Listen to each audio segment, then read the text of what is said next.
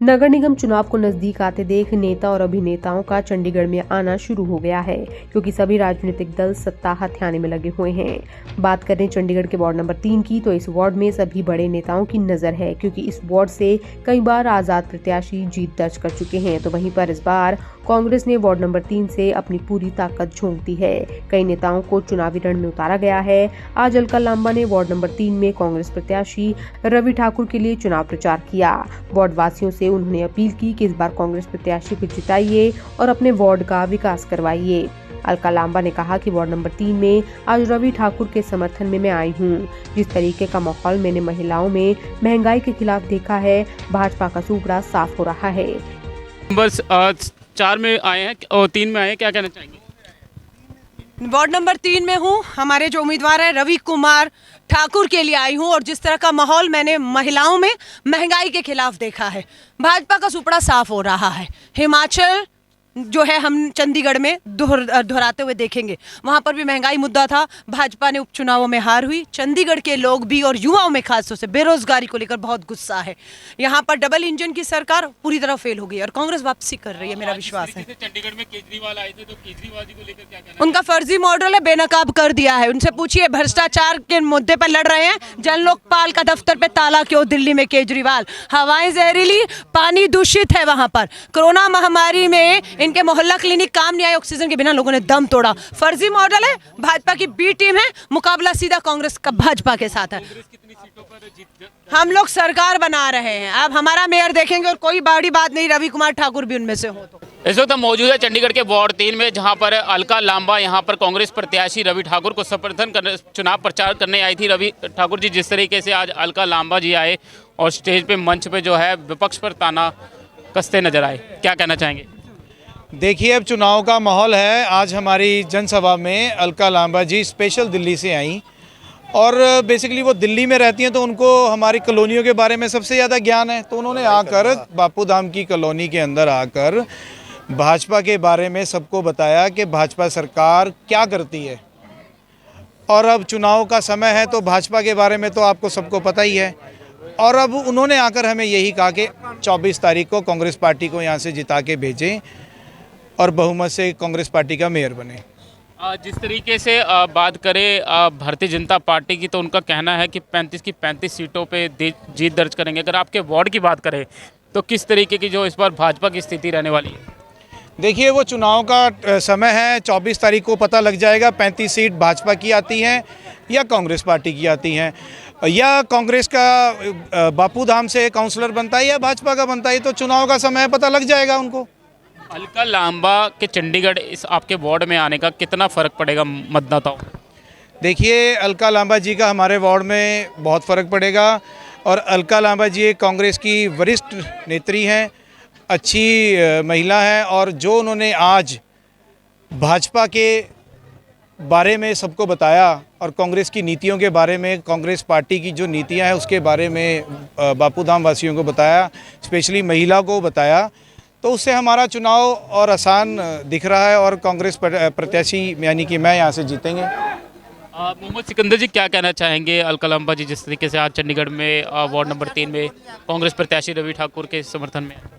जी हाँ, ये बहुत ही शुभ संकेत है। आप जैसा कि जानते हैं, जो सच्चाई है वो जनता के सामने खुद ब खुद आती चली जा रही है और उन्होंने भी उन्हीं बिंदुओं के ऊपर ध्यान केंद्रित किया जो चीज़ें पूरे देश के अंदर हो रही हैं। महंगाई का मुद्दा है, बेरोज़गारी का मुद्दा है, भ्रष्टाचार का मुद्दा है, सिर्फ जुमलेबाजों की सरकार है। और आज हमारा यहाँ पर अलका लांबा जी के माध्यम से भी हमने रवि ठाकुर जी ने अपनी इस वार्ड नंबर 3 के लिए घोषणा पत्र जो था उसको लॉन्च किया था, जिसके अनुसार यहाँ कौन कौन से कार्य हम करवाएंगे, हमारे रवि ठाकुर जी जीतने के बाद कौन कौन से कार्यों के ऊपर उनका ध्यान रहेगा और किन किन चीज़ों से आज तक बीजेपी पार्टी बचती पाई है, उन्होंने उस सारे के सारे के बारे में इसमें पूरी की पूरी चीज़ें लिख दी हैं। 26 बिंदुओं का हमारा ये घोषणा पत्र है, जिसके बारे में आज यहाँ पर अनाउंसमेंट किया हुआ। जनता में बहुत ज़्यादा उत्साह था इसको देख करके और हर किसी ने अपना आशीर्वाद देने के लिए रवि ठाकुर जी को बताया है। सिकंदर जी, बात करें अगर प्रत्याशियों की, तो उम्मीदवार चुनाव से पहले कई वायदे करते हैं, पर वो के बाद उसको भूल जाते हैं या फिर उनकी मेजॉरिटी पूरी नहीं होती या चंडीगढ़ का मेयर नहीं बन पाते, तो इसके कारण मेजॉरिटी ना होने को लेकर काम नहीं हो पाते, तो कहीं ना कहीं जो मतदाता है उनका वोट भी कहीं ना कहीं ख़राब हो जाता है, तो उसको लेकर क्या? देखिए सर, ये बहुत ही दुर्भाग्यपूर्ण बात है। अक्सर ऐसा देखा गया है, बहुत जगहों पर ऐसा होता है। लेकिन जो सबसे सिंसियर और सबसे सीरियस पार्टी, सबसे सीनियर पार्टी है कांग्रेस पार्टी, उसने तो वायदों से पहले ही चंडीगढ़ जैसी सौगात हम लोगों को दी, गरीबों को मकान दिए, हॉस्पिटल दिए, स्कूल दिए, कॉलेजेस दिए, पार्क दिए, ये सारी चीज़ें तो कांग्रेस ने दी हैं। और रह गई बात इसके अंदर कि घोषणा पत्र को लेकर के, ये आपके सामने खुद आ जाएगा। अगर कोई भी व्यक्ति यहाँ पर सिर्फ घोषणा पत्र दिखा करके आपके वोट लेगा तो आपका कहना बिल्कुल दुरुस्त है, अगली बार जनता फिर उसको रिप्लेस कर देगी। यही तो हमारे लोकतंत्र की खूबसूरती है कि सारी पावर जनता के हाथ में है। कोई लीडर अपने आप को सुप्रीमो या सुपर पावर ना समझे। ये चीज़ें जो 10 साल में आपने देखा होगा, नगर निगम चंडीगढ़ के अंदर बीजेपी खुद को अमर समझ बैठी थी, और इस वक्त अगर वो आपके सामने ये दावे कर रहे हैं कि हम 35 सीटों पे जीतेंगे, ये पूरे चंडीगढ़ की जनता उनको जवाब दे देगी। किस आधार पे जीतेंगे? क्योंकि वो बिजली के बिल बढ़ा रहे हैं, इस आधार पे जीतेंगे, या फिर बिजली को प्राइवेट कर रहे हैं, इस आधार पर जीतेंगे? सवाल आपसे ये है कि जिस तरीके से मतदाता बड़ा अपना मतदान करता है, किसी भी उम्मीदवार को करता है, अगर वो प्रत्याशी सत्ता में जीत के भी आ जाता है, पर ऐसा होता है कि उस पार्टी की जिस तरीके से मेजॉरिटी नहीं होती तो वो अपने काम नहीं करा पाता अपने वार्ड में, तो उसको लेकर क्या कहना है? जी, आपने बहुत ही अच्छा सवाल किया और मैं चाहता था कि इसका जवाब भी मैं आपको दूं, और कोई मुझसे ये सवाल करे, आपका इशारा आम आदमी पार्टी की तरफ है। चंडीगढ़ में आम आदमी का कोई वजूद नहीं है। चंडीगढ़ में आम आदमी पार्टी सिर्फ वोट कट्टा पार्टी का काम करेगी, और उसने क्या करना है कि लोगों को समझना होगा, जब उनकी एक भी सीट नहीं आएगी या गलती से कोई किसी जगह एक सीट आ भी गई तो वो कहाँ से अपना मेयर बनाएंगे और किस प्रकार वो अपने फ्री के वायदे जो उन्होंने कहा बिजली पानी फ्री करेंगे, कैसे करेंगे, गॉड नोज़, हमें नहीं पता। बिल्कुल सही जवाब है आपका। इसीलिए चंडीगढ़ की जनता भी ये जानती है, और इससे पहले भी चंडीगढ़ की जनता ने कांग्रेस पार्टी को हमेशा अपने सर आंखों पे रखा है, और ये पिछले 10 सालों की जो कहानी थी ये तो बहुत ही दयनीय है, इसको तो कोई रिपीट नहीं करना चाहेगा। जिस तरीके से पंचकुला में आपके एक काउंसलर पंकज वाल्मीकि काउंसलर बने, पर काउंसलर के बाद उन प्रॉपर मेजॉरिटी ना होने की, कांग्रेस की मेजॉरिटी ना होने को लेकर वो अपने काम नहीं करा पा रहे, तो उन्होंने मीडिया के ज़रिए भी ये बयान दिया कि मुझे काम नहीं करने दिया जा रहा। उसको मेरा सवाल ये जी बिल्कुल, देखिए आपने जो सवाल किया था वो आपका इस वक्त पंचकुला की स्थिति, पंचकुला चंडीगढ़ के साथ ट्राई सिटी के अंदर जुड़ता है, लेकिन वो हमारे नगर निगम चुनाव में नहीं है। वहाँ की स्थिति में और चंडीगढ़ की स्थिति में बहुत अंतर है। यहाँ पर टोटल पूरी तरफ से चंडीगढ़ के अंदर कांग्रेस की लहर है।